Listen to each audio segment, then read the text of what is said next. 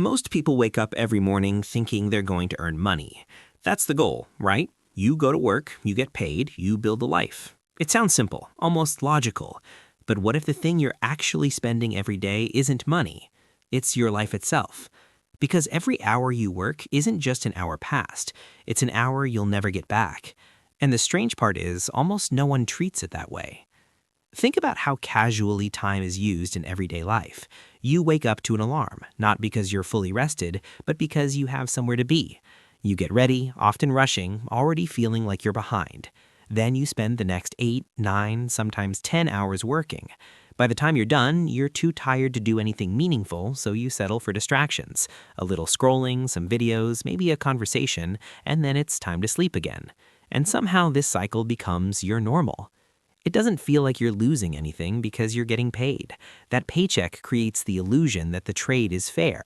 You give time, you get money. But if you step back for a moment and really look at it, the trade is deeply unbalanced. Money can be earned again. Time cannot. Once it's gone permanently. And yet, people spend the majority of their lives exchanging something finite for something that can always be replaced. The system doesn't openly tell you this. It doesn't need to. From a young age, you're trained to think in terms of hours and rewards. Study for years now, and you'll get a better future later. Work hard today, and you'll earn more tomorrow. Everything is structured around delayed gratification. But what's rarely questioned is how much time you're giving up in the process, and whether that trade actually leads to what you were promised. Take a typical career path. You spend your early years in education, preparing for a job. Then you enter the workforce and begin trading your time for income. At first, it feels like progress. You're earning, you're independent, you're moving forward. But over time, something subtle happens. Your life starts organizing itself around your work instead of the other way around. Your schedule, your energy, even your thoughts begin to revolve around maintaining that income. And this is where the shift becomes invisible. You're no longer just working for money. You're working to sustain a system that requires your continuous participation. Bills, rent, subscriptions, lifestyle choices. All of it depends on you continuing to trade your time. If you stop, everything pauses. That dependency quietly removes your flexibility, your freedom to step back, to think, to explore other possibilities. What makes it more complex is that the system rewards consistency, not freedom. The more reliable you are, the more valuable you become within it. Promotions, raises, recognition, they all come from showing up consistently and performing well. But none of these rewards actually change the core structure of your life. They improve your position within the system, but they don't remove your dependence on it. So even as you earn more, you often find yourself with less control over your time. And this is where most people get stuck without realizing it. They start believing that earning more money is the solution, that if they just increase their income, everything will fall into place. But higher income often comes with higher responsibilities, longer hours, and a lifestyle that requires more maintenance. So instead of escaping the cycle, they become more deeply tied to it. The problem isn't effort. The problem is direction. Working harder in a system that exchanges time for money will only increase how efficiently you trade your time. It doesn't change the nature of the trade itself. And as long as your income is directly tied to your time, there will always be a limit. There are only 24 hours in a day, and once you've filled them, there's no room left to grow. This is why the concept of time as a currency is so important, because when you start seeing time the same way you see money, everything begins to shift.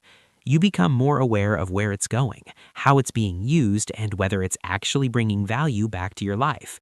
You start noticing how much of your time is spent on things that don't move you forward, things that simply maintain your current position.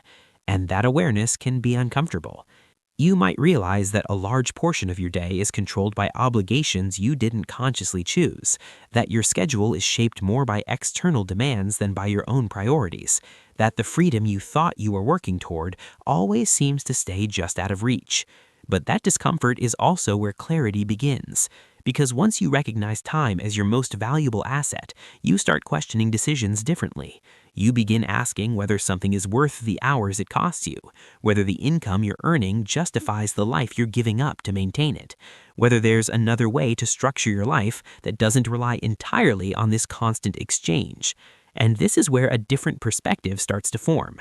Instead of focusing only on earning money, you begin thinking about how to reduce the direct link between your time and your income. You start looking at systems, assets, and opportunities that can generate value without your constant presence, not because you want to avoid work, but because you want to regain control over your time.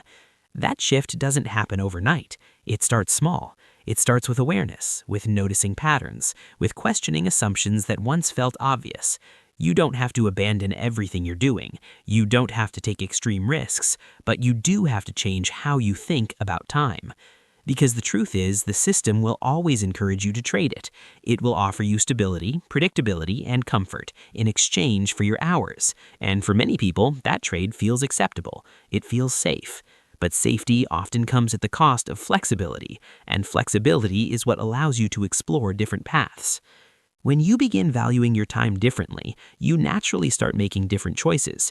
You become more intentional with how you spend your hours. You start prioritizing things that create long-term value instead of just short-term income. You look for ways to build something that continues to work even when you're not actively involved. And over time, those small shifts begin to add up. You might still be part of the system, but you're no longer completely dependent on it. You start creating space, not just financially, but mentally. Space to think, to plan, to explore possibilities that once felt out of reach. That's when the real change begins. Because freedom isn't just about having more money, it's about having control over your time.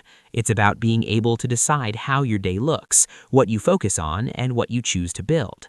And that kind of control doesn't come from working more hours. It comes from changing how those hours are used.